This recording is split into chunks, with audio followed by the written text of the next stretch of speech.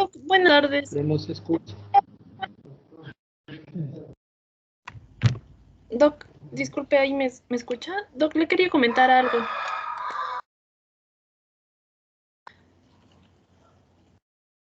Doc, buenas tardes. ¿Me escucha? Doc, el compañero Richard Tenesaca no se va a poder conectar a la clase de hoy porque tiene dificultades con el internet. Entonces le quería justificar.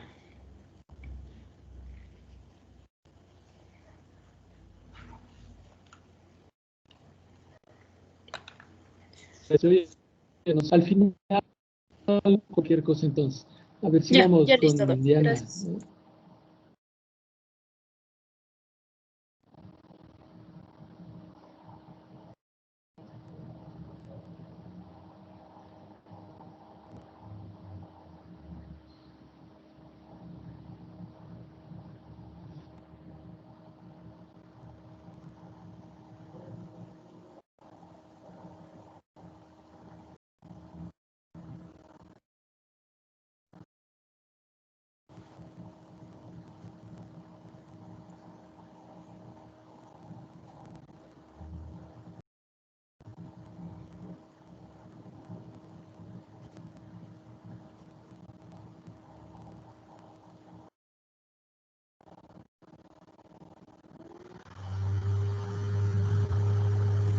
No se escucha.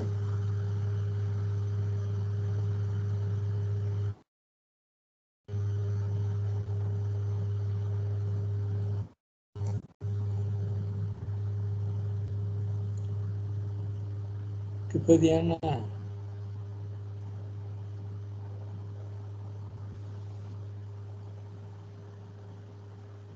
¿Aló?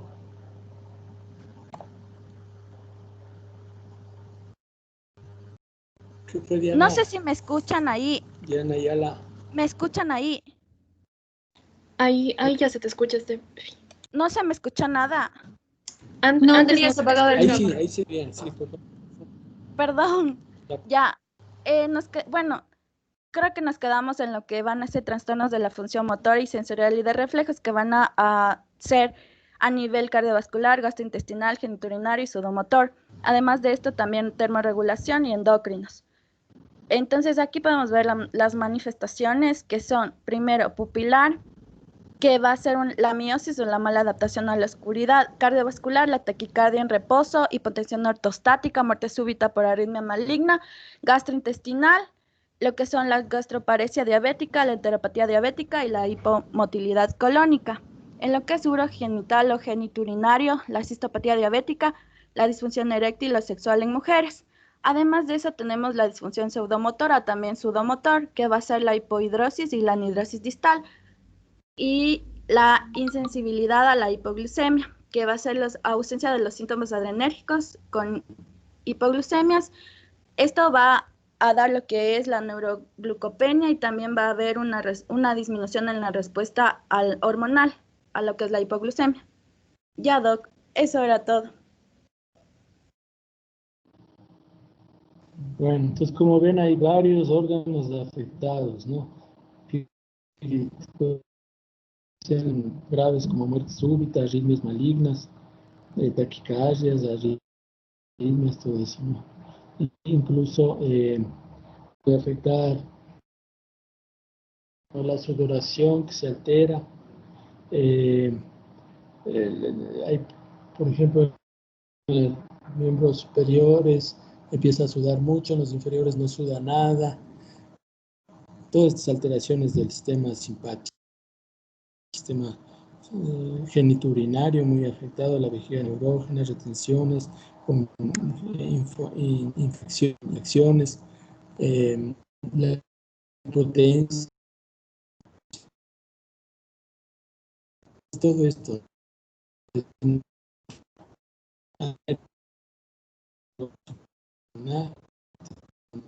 Dilatación gástrica, famosa gastro, ¿cierto? Es interesante. Doc, perdón, se le escucha bastante entrecortado, disculpe.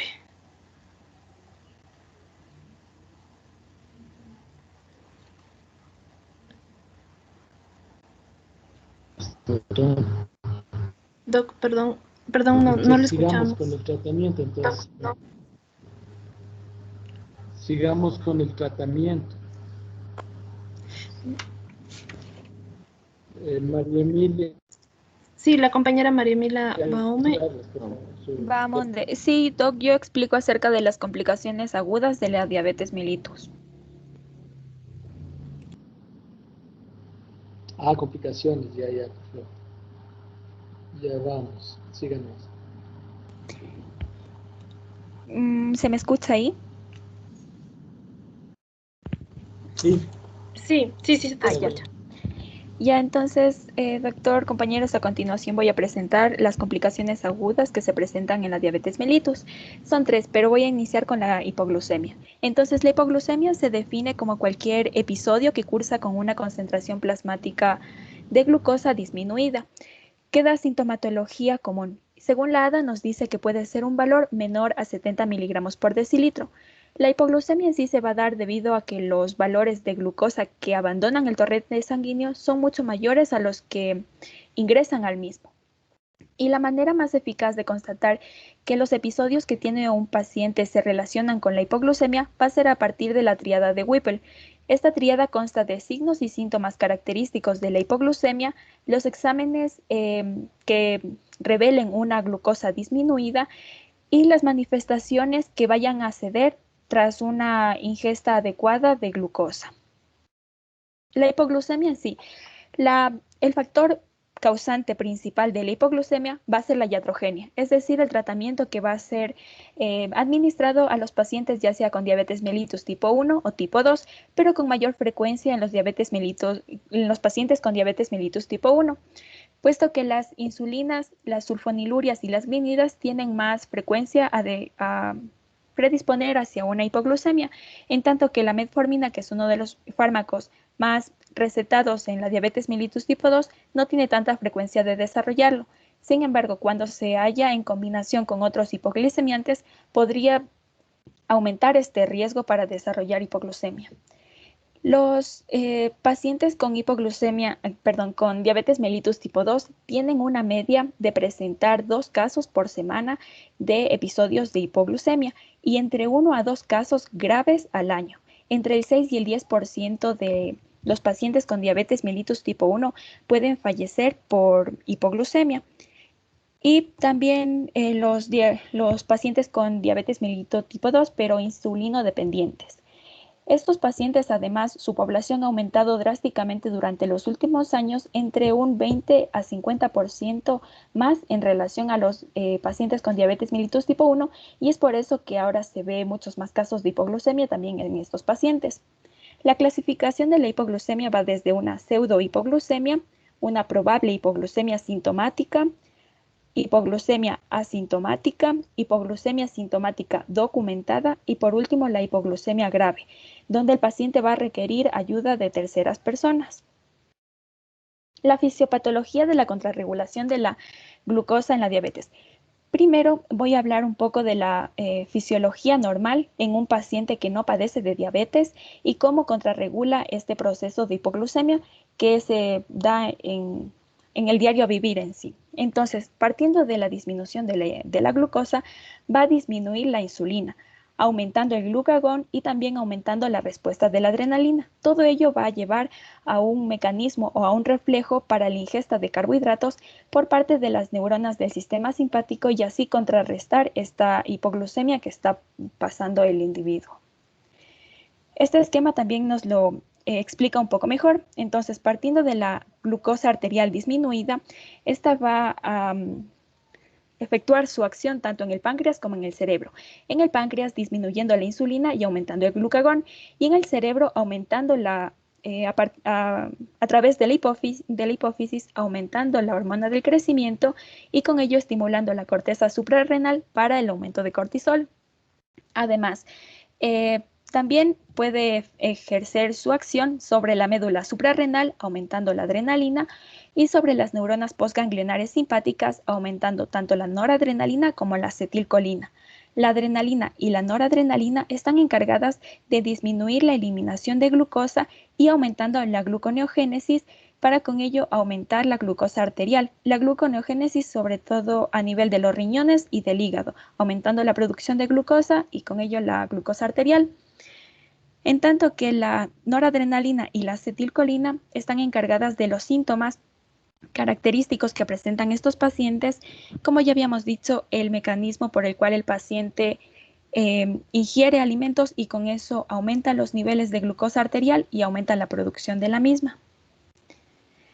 Y ahora sí, la insuficiencia autonómica asociada a la hipoglucemia en pacientes tanto con diabetes mellitus tipo 2 como diabetes mellitus tipo 1. En sí, un individuo tiene 3 líneas de defensa fisiológica ante la hipoglucemia. Entonces aquí vamos a ver cómo cada una de estas líneas se halla alterada. En la fase inicial de la diabetes mellitus tipo 2, los pacientes van a ser tratados con hipoglicemiantes orales principalmente, pero sin embargo también puede haber casos de hiperinsulinemia donde se disminuye la concentración de glucosa y esto da paso a episodios de hipoglucemia pero aislada. En los pacientes con de fase avanzada de diabetes mellitus tipo 2 y los pacientes con diabetes mellitus tipo 1, existe una insuficiencia absoluta por parte de las células beta que no van a producir la insulina. Entonces, estos pacientes necesitan insulina de manera exógena, lo cual puede causar una hiperinsulinemia terapéutica. Y aquí es donde se va a ver afectada la primera línea de defensa ante la hipoglucemia, ya que a bajos niveles de la glucosa no va a disminuir la insulina, porque es una insulina netamente exógena. En la segunda línea fisiológica que se ve alterada es cuando hay la insuficiencia de las células beta y al haber disminución de glucosa no aumenta el glucagón. Todo esto provoca una hipoglucemia. Y por último, la tercera línea fisiológica que se haya comprometida es la respuesta simpático suprarrenal atenuada. Entonces aquí tenemos una respuesta de la adrenalina disminuida y también las respuestas simpáticas. La respuesta simpática disminuida nos va a dar como consiguiente el síndrome de desconocimiento de la hipoglucemia. Y la respuesta de la adrenalina en sí va a disminuir, va a provocar la contrarregulación deficiente. Todo ello desemboca en una hipoglucemia, pero ya no va a ser aislada, sino recurrente. Los factores de riesgo principales para la hipoglucemia van a ser el primero debido a la iatrogenia, que como ya habíamos dicho, se basa en el exceso absoluto o relativo de la insulina y esto va a aumentar las demandas de glucosa y asimismo va a disminuir la producción de la misma. Otro de los factores que puede ser es cuando el paciente necesita más demandas de glucosa, como va a ser durante el ejercicio, o cuando disminuye la producción de glucosa endógena, como durante la ingesta de alcohol, o cuando disminuye el aclaramiento de insulina que puede darse en pacientes con enfermedades renales. También se puede disminuir los niveles de glucosa debido al deficiente consumo de glucosa exógena que puede darse durante periodos de ayuno, de inanición y demás. Pero también debemos considerar el desconocimiento de la hipoglucemia, como había dicho. Esto se basa en que el paciente no reconoce los síntomas para la ingesta de alimento y contrarrestar la hipoglucemia. Sin embargo, este desconocimiento de la hipoglucemia se puede revertir cuando se sigue un estricto tratamiento en el cual se evita por completo cualquier factor de riesgo durante unas 2 a 3 semanas hasta que el paciente pueda reconocer nuevamente esta sintomatología.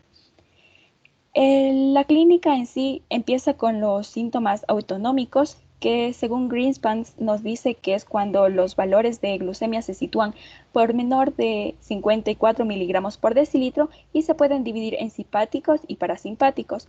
Simpáticos, la taquicardia, las palpitaciones; parasimpáticos, las náuseas, incluso la diaforesis y también el impulso de comer, la sensación de hambre. También luego desencadenaría en unos síntomas neuroglucopénicos. Se denominan así puesto que la demanda de glucosa por parte del tejido cerebral es mucho mayor a la que está recibiendo y se aparecería en concentraciones de glucosa menor a 50 miligramos por decilitro. Por último, cuando son menores a 30 miligramos de decilitro, el paciente puede perder el conocimiento e incluso convulsionar. Para el diagnóstico adecuado y el tratamiento de la hipoglucemia es primordial detectar la hipoglucemia como tal, partiendo de la tríada de Whipple, como habíamos dicho, y entonces en estos pacientes, siempre y cuando tengan acceso a la vía oral, se va a acudir a la ingesta ya sea de carbohidratos de 15 a 20 gramos de carbohidratos y se va a evaluar la glucosa plasmática en los 15 minutos posteriores. En un paciente que no pudiera tolerar la vía oral, entonces se va a requerir de dextrosa 50 mililitros al 50% intravenoso. De caso contrario, que tampoco pudiésemos utilizar la administración intravenosa, se va a utilizar intramuscular 1 miligramo de glucagón. Por último, también nos dice que en pacientes que estén bajo un proceso de coma y que no se haya podido realizar ninguno de estos procedimientos, también sería una opción la administración rectal de alguna de las soluciones ricas en glucosa. Entonces, en este gráfico, como vemos aquí, tras un periodo de hipoglucemia, vemos que la administración con glucagón ayuda a aumentar mucho más los niveles de glucosa plasmática en comparación a la glucosa que se administra por vía oral.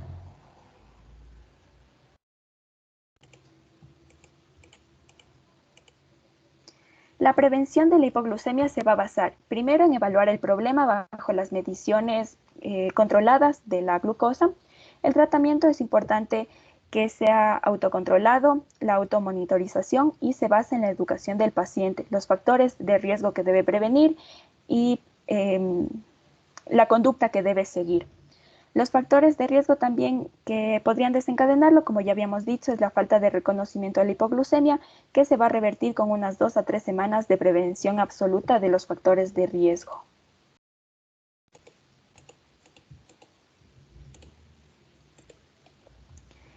Pasamos a lo que es coma.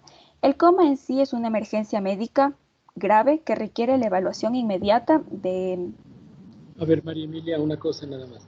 Bueno, en esto de la hipoglicemia hay que destacar que puede ser muy grave, ¿no es cierto? Hay que tener mucho cuidado con todo, diabéticos, especialmente en personas de edad, personas deportistas, porque a veces se van de largo ahí o el tratamiento, ojo, a veces se toman de largo la medicación y puede dar un coma hipoglicémico también, ¿no es cierto? Comas que duran largo tiempo, que afectan al sistema nervioso, a veces se quedan ahí con el estado vegetativo. Hemos visto comas muy, muy severos nosotros en la práctica. Ojo con los pacientes renales, en donde está totalmente contraindicado un antidiabético oral. Entonces, todo eso hay que tomar en cuenta. Los síntomas están faltando un poquito ahí. Hay dos tipos de síntomas, ¿no? Como mencionó, había unos síntomas adrenérgicos, ¿no es cierto? Los del sistema autonómico y los síntomas neurológicos, los dos tipos. Los síntomas adrenérgicos es cuando recién empieza la hipoglicemia por los 55, ¿no es cierto?, miligramos. Entonces allí lo que hay que es, entonces ahí hay taquicardia, temblores, ¿no es cierto?, agitación, puede haber un poco de sudoración, entonces eso avisa, ¿no es cierto?, avisa que está empezando la hipoglicemia. Cuando es más profunda la hipoglicemia, ya es menos de 50, tipo 45, 40, vienen los otros síntomas, que son los neurológicos. Entonces, ahí, ¿qué síntomas son? Son síntomas de todo el sistema neurológico, cefalea, desorientación, hiporreflexia, empieza a haber, puede haber convulsiones, puede caer en coma, ¿no es cierto?, alteraciones visuales. Entonces, todo esto es ya síntomas neurológicos. Y entonces hay que diferenciar apenas comience. Ahora, justo mencionamos en la charla de Diana Ayala que cuando hay una disautonomía, o sea, una neuropatía autonómica por diabetes, no se tiene estos síntomas. Fíjense, estos síntomas adrenérgicos, y recién se da cuenta cuando el paciente ya está en menos de 50 con pérdida de conocimiento y convulsiones por los síntomas del sistema nervioso que sistema nervioso es muy dependiente de glucosa, es el principal alimento del cerebro, es la glucosa. Entonces ya cuando está en coma, ahí se dan cuenta. Entonces síntomas primeritos, que son los adrenérgicos, son los que hay que ya tomar en cuenta. Cuando el paciente está sudoroso, tembloroso, taquicárdico, entonces ahí hay que tomarle y tomar las medidas, siempre tener a mano en todo diabético, aunque parezca contradictorio, pero tener un juguito, tener dulces, tener, qué sé yo, algo para contrarrestar urgente, porque después ya no puede ni comer el paciente. Hacen tremendas hipoglucemias, toca ponerle una vía. Y otra opción, como bien se mencionó ahí, es vía rectal. Ahí sí la mucosa rectal absorbe bien. Entonces, darle como un enema, ¿no? Con aguas azucaradas. Entonces, se podría hacer esa situación. Bueno, siga, Diana. Perdón, María. Ya, doc. Y entonces, como decía, el coma es una situación bastante grave que debe ser controlada y entonces debemos partir de la causa para el correcto diagnóstico. Un paciente diabético puede caer en coma bajo hipoglucemia, por coma hiperosmolar o por cetoacidosis. En los pacientes hipoglicémicos o hiperosmolares suelen ser pacientes plácidos y con respiración normal. Sin embargo, en pacientes con cetoacidosis diabética se presenta la característica respiración de Kussmaul, que es una respiración lenta y bastante profunda. También en los pacientes con hipoglucemia, una cosa que los diferencia bastante bien de los otros dos es que el paciente no suele referir deshidratación.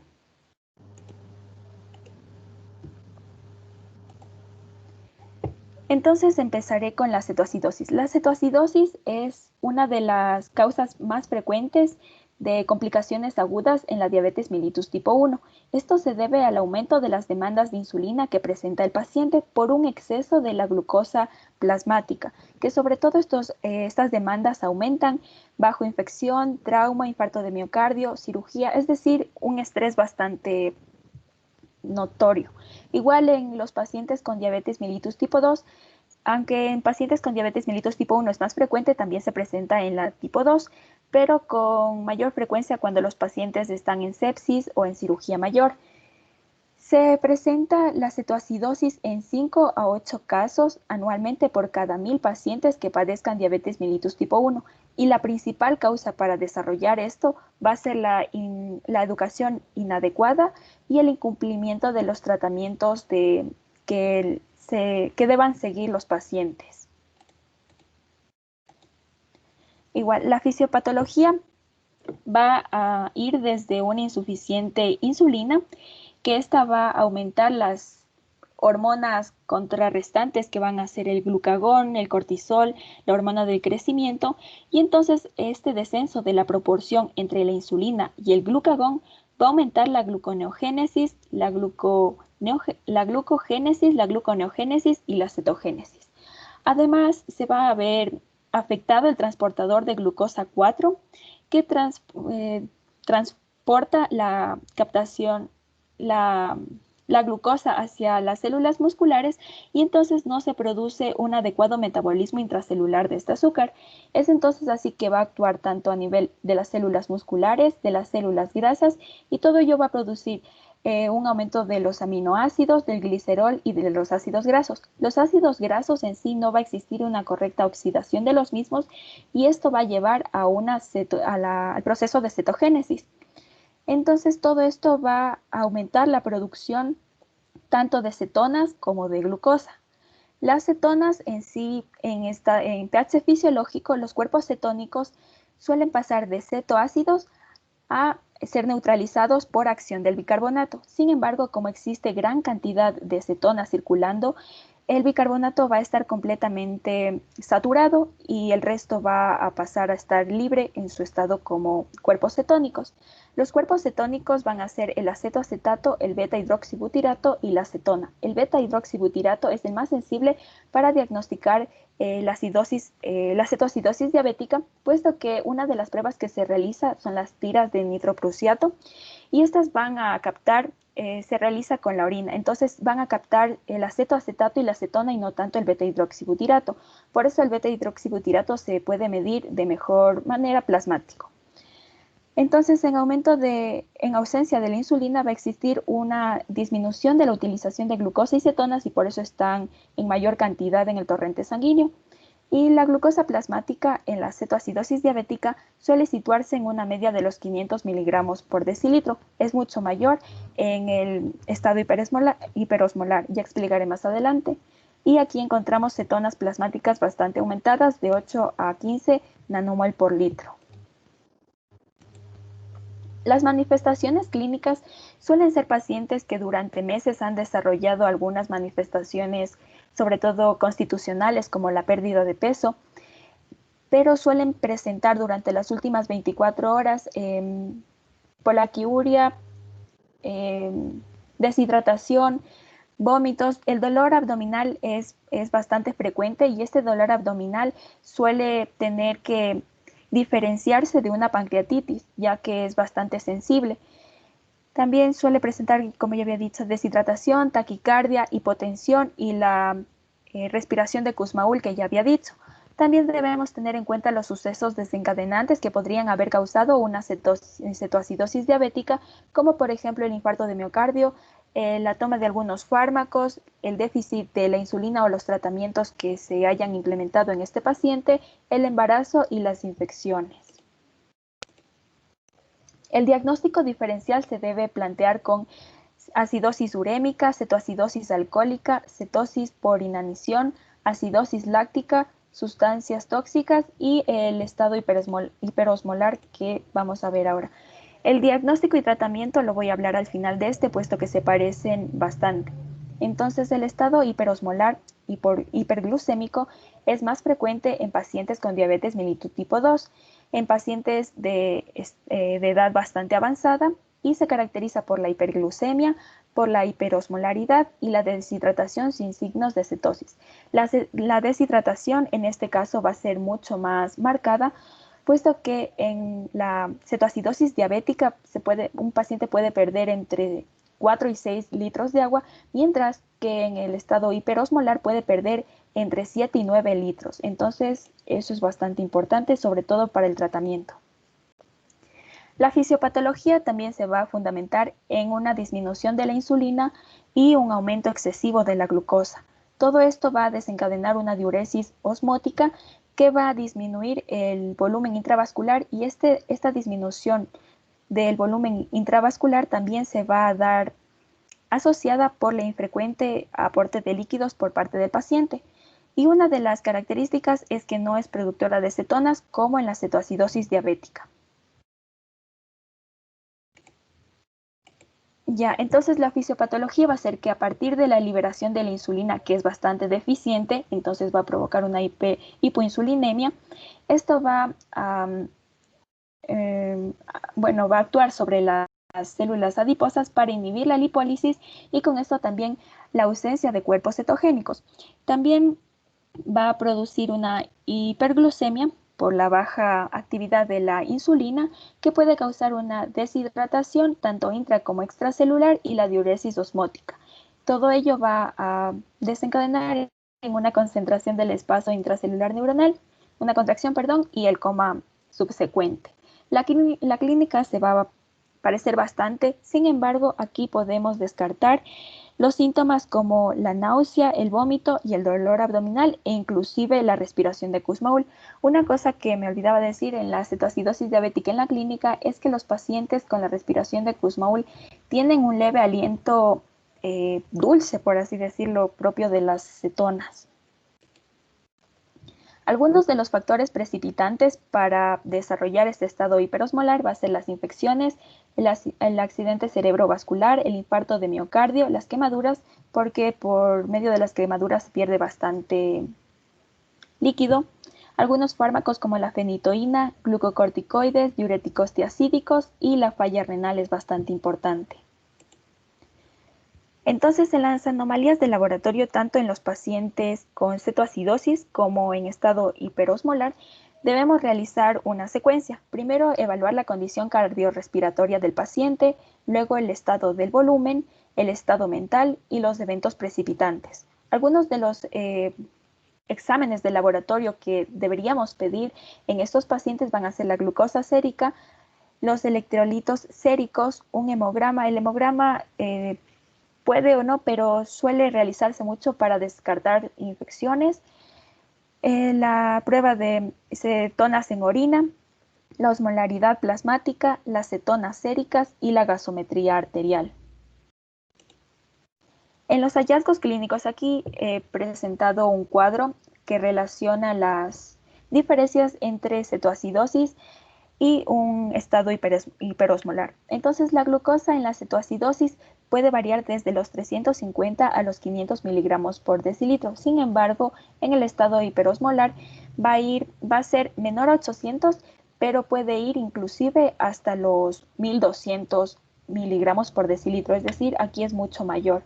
El sodio nos dice que en la cetoacidosis y como el resto de los electrolitos va a estar disminuido. Sin embargo, como existe una gran cantidad, una pérdida de volumen, entonces no se va a ver reflejado esta pérdida de electrolitos al momento de realizar los estudios. Las cetonas sí van a ser mucho más marcadas en la cetoacidosis. En el hiperosmolar podría ser, pero máximo hasta una cruz, no 4 cruces como en la cetoacidosis, que es lo que más la caracteriza. La creatinina va a estar ligeramente elevada en la cetoacidosis y mucho más elevada en el coma hiperosmolar. El pH arterial, como su nombre lo dice, es una acidosis, entonces va a situarse entre 6,5 y 7,2. En el estado hiperosmolar va a estar mayor a 7,3. El bicarbonato va a estar disminuido en la cetoacidosis, al igual que el dióxido de carbono. El anión GAP va a estar bastante aumentado, llegando a ser valores de 20. Y en el coma hiperosmolar puede ser normal, pero puede verse alterado por estados de inanición. Y la osmolaridad, que es uno de las cosas que más diferencia a la cetoacidosis del estado hiperosmolar, va a ser por el aumento en el estado hiperosmolar. Entonces, aquí tenemos la fórmula de cómo se calcularía la osmolalidad. Para el tratamiento... A ver, María, entonces, antes de ir al tratamiento, entonces vamos explicando un poco. Ese cuadrito es muy importante, ¿no? Entonces, fíjense en la diferencia entre un coma hiperosmolar o una descompensación hiperosmolar y una descompensación por cetoacidosis. Entonces, el nombre lo indica, ¿no? Cetoacidosis e hiperosmolar. ¿Qué es cetoacidosis? Hay cetonas, cuerpos cetónicos, ¿no es cierto? Y hay acidosis. Entonces, ¿cómo diagnosticamos? Primero, la glucosa alterada, ¿no es cierto? Generalmente aquí en la cetoacidosis ahí no es tan alterada la glucosa. A veces está entre 250, entre 300, ¿no es cierto? Y en el hiperosmolar, en cambio, es súper alterada. Por eso le aumenta la osmolaridad, ¿no es cierto? Ahí encuentra glucosas de 1000, 1200, es una gran diferencia. La otra gran diferencia es que las cetonas en orina están presentes y hay acidosis. Entonces le hace el pH, la gasometría, el pH está más bajo, ¿no es cierto? Pero aquí es importante que diferenciemos. Entonces, María Emilia, para la próxima que nos traiga hay un cuadrito que está la diferencia entre cetoacidosis leve, moderada y severa. Entonces, por ejemplo, el pH arterial en la leve está entre 7,2 y 7,4, en la moderada está entre 7,2 y 6,9. Menos de 6,9 el pH ya es severo, etc. Igual con el bicarbonato. El bicarbonato como parte de la acidosis baja, ¿no es cierto? Está baja. Mientras tanto en el hiperosmolar todos estos están normales. Entonces ahí igual es importante que les refiero. El bicarbonato lo normal es 20, ¿no es cierto? Cuando está entre 15 y 18 es leve, entre 15 y 12 a 10 es moderado y menos de 10 ya es severo. Entonces todo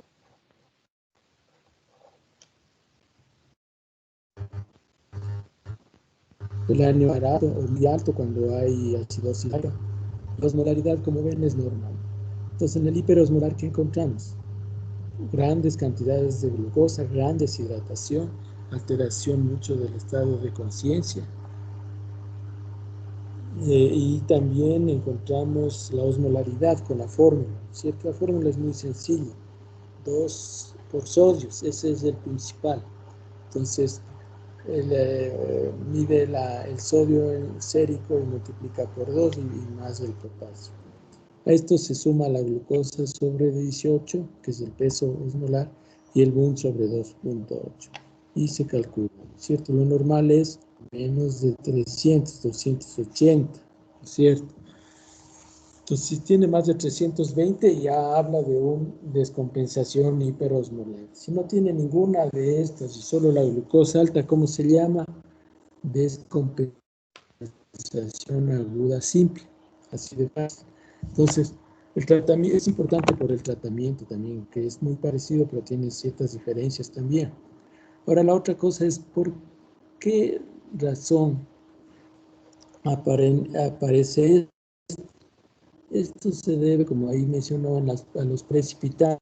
El paciente de pronto dejó bruscamente la medicación, que es el más frecuente, o se infectó, le dio una neumonía, se infartó, cualquier, no es cierto, o le pusieron corticoides. El corticoide es terriblemente malo para la diabetes, produce gran resistencia en los receptores, resistencia a la insulina. Entonces, ustedes saben que en COVID se da corticoides y les hemos dado corticoides y COVID y en pacientes diabéticos y tienen unas descompensaciones tremendas, ¿no es cierto? Lo que usaba 5 o 8 unidades de insulina pasa a 40, 50 y siguen sin compensarse. Entonces vamos a ver en la próxima clase en el tratamiento qué podríamos hacer, algo que aumente la sensibilidad a los receptores de insulina, ¿no es cierto? Darle medicamentos que mejoren la sensibilidad, porque ahí hay una resistencia en los receptores hacia la insulina. Y la otra pregunta es, ¿por qué hay en unos cetoacidosis y en otros no? Entonces, eso es importante. En la cetoacidosis hay aumento de glucagón, hay, hay varios factores para esto, ¿no es cierto? Aumento de glucagón, disminución de toda la bastante aumentada aquí, incrementada de las reservas de insulina, hay mucha menos insulina. Y la otra es que se inhibe una enzima, eso es por causa del glucagón y de la insulina muy baja, de una enzima que se llama la lecitin carnitin colesterol aciltransferasa, LCAT. Es una transferasa que acetila, ¿no es cierto? Y puede evitar la formación de cuerpos cetónicos, se llama enzima cinético limitante.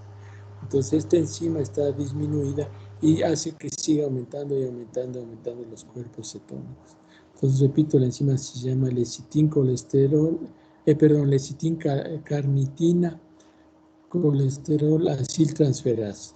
Entonces esta acetiltransferasa al estar alterada hace que aumenten las cetosis. La cetosis es aumento de ácidos grasos también, ¿no es cierto?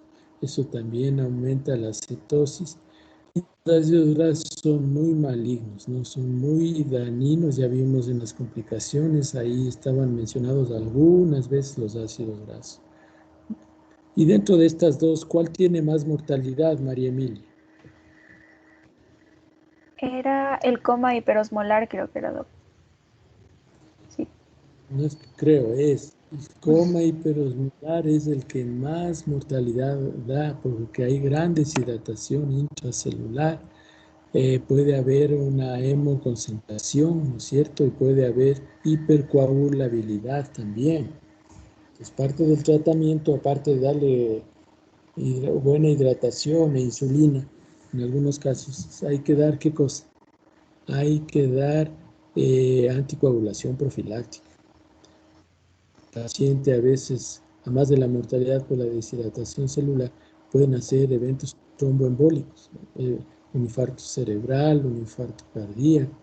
Entonces sería terrible que por no poner un poco de enoxaparina, el paciente salga con glucosa súper bien tratadito, el problema hiperosmolar, pero sale en silla de ruedas por una tremenda hemiplegia, por un infarto cerebral, imagínense, o que se muera por un problema cerebral, de un infarto masivo y todo eso.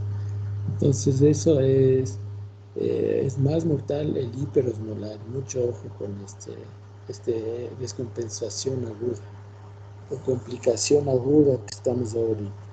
Bueno, entonces vamos con el tratamiento entonces. Entonces traerás ese cuadrito, por favor. Listo, Me doc. la de acidosis leve, moderada, severa, y es una sola de ya Ya, sigo. doc. Ya, entonces tras haber confirmado el diagnóstico por la glucosa plasmática elevada, las cetonas o la acidosis metabólica, entonces vamos a recurrir al ingreso del hospital donde vamos a evaluar el pH, los electrolitos, bueno, en sí, más que el pH va a ser el estado ácido-base, la función renal, y en los electrolitos que vamos a evaluar va a ser el potasio, el sodio, el magnesio, el cloro, el bicarbonato es bastante importante y el fosfato. El primer paso para el tratamiento va a ser la hidratación, luego la insulina, glucosa capilar vamos a revisarla, luego se puede reponer el potasio, reposición del bicarbonato, el fosfato y el seguimiento. Entonces, en la hidratación vamos a reemplazar los líquidos de 2 a 3 líquidos de solución salina al 0,9% y luego se pasa a... Eso va a ser durante 1 a 3 horas. Luego de eso va a continuarse con solución salina al 45% en dosis de 250 a 500 mililitros por hora, y tras ello se puede cambiar a una solución glucosada al 5% entre 100 a 250 miligramos por decilitro. Así hasta cuando llegue la glucosa se establezca a valores normales entre 250 y 100. La hidratación va a ser mucho más importante, sobre todo, como ya habíamos visto, en los pacientes con coma hiperosmolar, y además el régimen de tratamiento que se va a seguir va a variar entre si una persona viene con shock hipovolémico o no. Entonces ahí se debería tratar el shock hipovolémico, y en caso de que no respondiese ante ese tratamiento, pero es un shock, deberían descartarse las otras causas. Luego continuamos con la insulina. La insulina, vamos a iniciar con insulina corta, con dosis de 0,1 unidades por kilogramo. Y esto va a seguir de una solución intravenosa continua de 2 a 3 veces la dosis si es que no responde. La dosis intravenosa continua va a ser de 0,1 miligramos por kilogramo por hora. Y luego vamos, entonces entre esos dos pasos, primero hay que recalcar que si bien la insulina está bastante alta en ambos casos, la hidratación va a ser lo primordial para tratar y el primer paso a seguir. Como tercer paso tenemos que vamos a tratar la precipitación de la crisis. Ya puede ser una infección, un infarto de miocardio o alguna otra enfermedad que esté precipitando esta crisis, esta descompensación. Luego vamos a evaluar la glucosa capilar.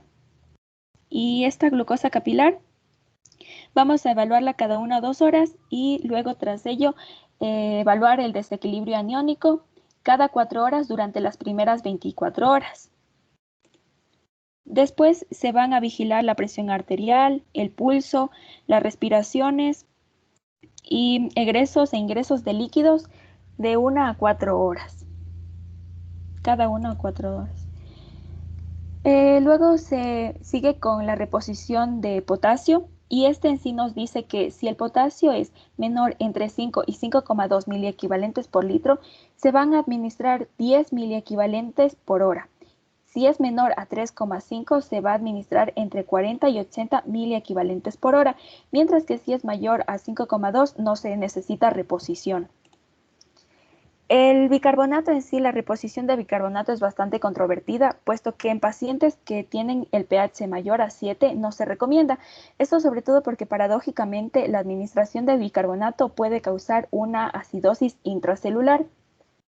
Pero si el pH es menor a 7, entonces se puede administrar 50 milimoles sobre litro de bicarbonato en 200 mililitros de agua estéril con 10 miliequivalentes sobre litro de cloruro de potasio.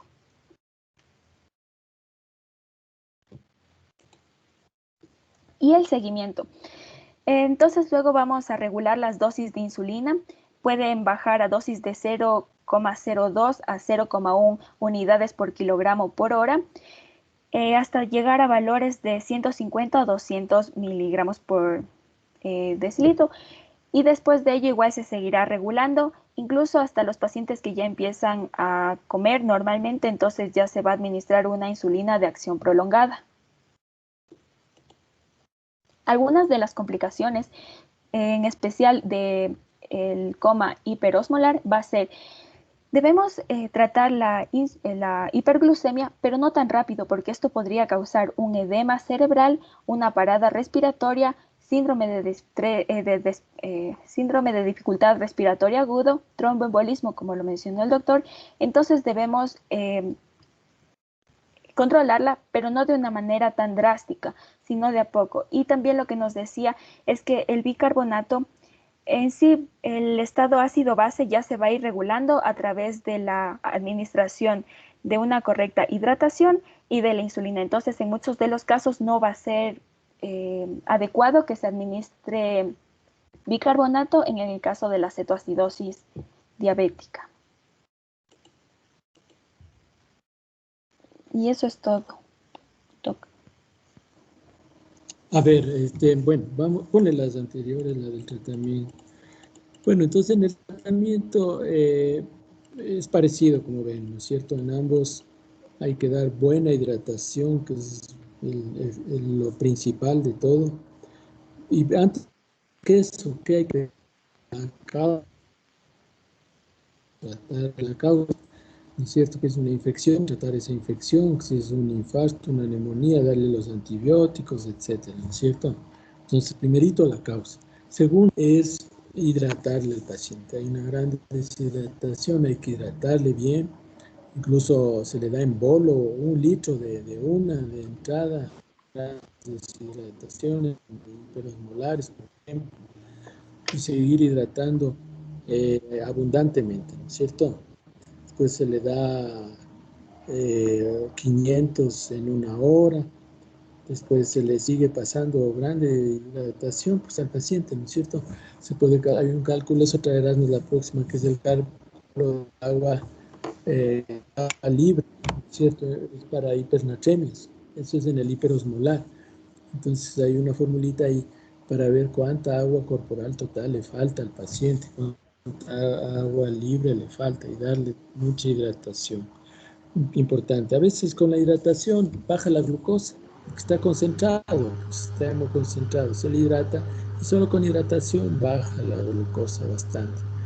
Segundo, insulina, ¿no es cierto? La insulina es vital. Hay que darle insulina.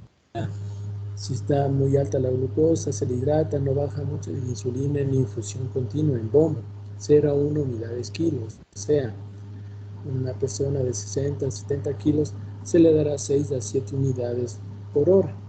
Entonces ahí se le mezcla insulina y solución salina, se pasa en bomba 6 unidades hora. Y se le sigue hidratando, obviamente. Entonces luego que baje la glucosa, menos de 250, se le sigue tomando no glicemias cada hora, cada media hora al comienzo. Y cuando baja de 250, ¿y qué hacemos? 2 cosas. Una, poner, o esa no mencionó ahí Marimil, hay que cubrirnos la hipoglicemia, que es peor, ¿no es cierto? La hipoglicemia es si no es igual, es peor que para el cerebro y todo eso que el propio hiperosmolar, ¿no es cierto? La cetoacidosis. Entonces, le ponemos una destroza de mantenimiento, o sea, otra vía al paciente. Le damos una destroza que puede ser a 40 cc por hora de mantenimiento y nos cubrimos las hipoglicemias. ¿Qué más? Y le podemos ya, si sigue bajando de 200, ya le bajamos la dosis. En vez de que sea 0 unidades kilo de peso, puede ser 0.05, la mitad. Y seguimos bajando después a 0.02 para ya ir saliendo de la bomba. Entonces, en vez de 6 unidades hora, 3 unidades hora, después se le pasa 1 unidad hora y se le suspende. Y se le pone la NPH, pero hay que tomar en cuenta un datito importante, que la NPH se demora en actuar ¿cuánto? Eso vamos a ver en el tratamiento en la próxima clase. Usted le pone la dosis de insulina NPH subcutánea y se demora 2 a 3 horas en empezar a actuar. ¿No es cierto? Entonces, ¿qué hay que hacer? Se le pone la NPH para no dejarle sin nada, pues porque ahí viene un tremendo rebrote y todo se complica de nuevo. Si me entienden. Para que actúe la insulina semilenta o la lenta, se demora unas horas, entonces hay que seguirle con la bomba de insulina cristalina que estamos dando ahorita, insulina rápida, ¿no es cierto? Dos cosas más. ¿Qué hacemos con el potasio? Pues el potasio tiene que ser bien restituido. ¿Por qué? Porque ustedes por fisiología, que se acuerdan súper bien, ¿no es cierto? Saben que cuando se le da insulina a un paciente, ¿qué pasa con el potasio dentro del cuerpo, dentro del paciente, de la célula? La insulina va a provocar la entrada de potasio al intracelular. Por lo tanto, van a ser tremendas hipopotasemias. Incluso en grandes hiperpotasemias, el mejor tratamiento, ¿cuál es? Darle insulina mezclada en destrozo, ¿es cierto? Para evitar la hipoglicemia, pero se baja el potasio. Entonces, esa es la acción esta de la insulina. Mete potasio al intracelular y hay que cubrirnos. Entonces, hay que dar potasio, estar midiendo el potasio. Pues ahí mencionó bien María Emilia ahí que cuando tienen 3,5 se le puede dar 20 mil equivalentes, 30, 40 mil equivalentes. Pero otra cosa importante, que son ya gags del oficio, más de 40 mil equivalentes por una vía periférica ya no da chance, porque se puede necrosar las venas, ¿no es cierto? El potasio es muy fuerte, muy irritante. Incluso en las soluciones para matar, en las cadenas, en las penas de muerte, está metido potasio. Si usted se mete potasio, no aguanta ni un rato y muere. Hay que dar el potasio bien diluido y por una periférica no más de 40 mil equivalentes, ¿no es cierto? Entonces, eso es importante porque si no le necrosa la vena, le irrita mucho, empiezan a haber tremendos dolores y todo eso. Entonces, ojo con el potasio. Estar midiendo potasio, ¿no es cierto? Si porque hay veces problemas renales y se tiene potasio, entonces hay que estar controlando eso con los exámenes que nos ayudan mucho, medir electrolitos, ver cómo está la cosa, ¿no es cierto? Corregir el sodio también bajan fosfatos, entonces toda esta cosa. ¿Qué más? Y la otro asunto que les dije que habían dos, ¿cuál era el otro? El bicarbonato. Ojo con bicarbonato, ¿no es cierto? El bicarbonato solo tiene dos indicaciones. Este sería para el cetoacidótico, porque el otro está bien, pues, ¿no es cierto? No hay acidosis. Cuando el pH está demasiado bajo, dar bicarbonato. Entonces eso mencionó muy bien María Emilia ahí. El dar bicarbonato de gana, cuando apenas baja un poquito el pH o baja un poquito el bicarbonato en la gasometría, puede producir un rebote de la acidosis, una acidosis intracelular, ¿no es cierto? Entonces, tiene algunos problemitas el bicarbonato. Entonces hay que dar cuando mismo es necesario, o sea, cuando un pH menos de 7, otros dicen 6,9. Segundo, cuando el bicarbonato en la gasometría está menos de 9, menos de 10, ahí ponerle un poco de bicarbonato, ¿sí? Entonces esa situación, si usted mide bien, se necesita una gasometría, se da bien el potasio, mejora la sobrevida ostensiblemente, ¿no es cierto? Repito, en el hiperosmolar, ojo con dar anticoagulación profiláctica por una buena hidratación se puede manejar, ¿no es cierto? Muchas veces a estos pacientes les meten a UCI. Nosotros en hospitales públicos casi nunca hay UCI, ¿no? Siempre está sin espacio físico, no hay espacio físico, un lío. Entonces nosotros hemos tenido que manejar con un buen residente, un buen interno con glicemias cada hora en la propia habitación de hospital y ya nos ha ido bien. Entonces, como les digo, buena hidratación, insulina, un buen control, porque no se vaya al otro lado, que no haya hipoglicemias, y estar controlando, ¿no es cierto? Ves potasio, bicarbonato y ya. Y más que todo, también anticoagulación y ver la causa. La causa es súper importante. Muy bien. Bueno, creo que hasta aquí llegamos con las complicaciones agudas, que pueden ser muy graves, ¿cierto? Muy severas. Entonces, esto. Bueno, para la próxima le toca a, ¿quién era? Tratamiento, a A mí, Paola. Doc. Doc. No, Ajá, me toca hablar sobre. a Paola, sí. Ya, A entonces Paola, tú, sí, Doc. Paola, tienes que hablar, ya te dijimos los Sí, de subtemas, tratamiento no poquito, farmacológico y farmacológico. muy poquito del no farmacológico, Ya, Doc. cosas muy puntuales, no nos das clases de nutrición, de calorías, de esto a veces se prolongan ahí, Ya, eso ya ya, no Doc. nos... Ya. Máximo 2 diapos, me comentó. Ya, ya, bueno, por ahí. Pues Mm. traes tres también, no hay problema. Ya, Doc. Antidiabéticos orales, Ujú. insulina. Insulinas es importante, las fórmulas, cómo se calcula, y siempre efectos indeseables de los antidiabéticos, de la insulina y todo eso. Ya, Doc. Bueno, entonces esto sería. Entonces vamos avanzando poco a poco. Como ven, son temas un poquito complejos, temas delicados, entonces tenemos que ir avanzando y más todo el pensum de endocrino es largo, es bien largo. Diabetes es también una casi pandemia, todo el mundo siempre hay diabetes. En todo, usted va a cualquier sala de hospitalización y encuentra en un cubículo de 6, 8 camas, encuentra siquiera 2, 3 diabéticos, siempre hay diabéticos. Y hay que ver las complicaciones y todo.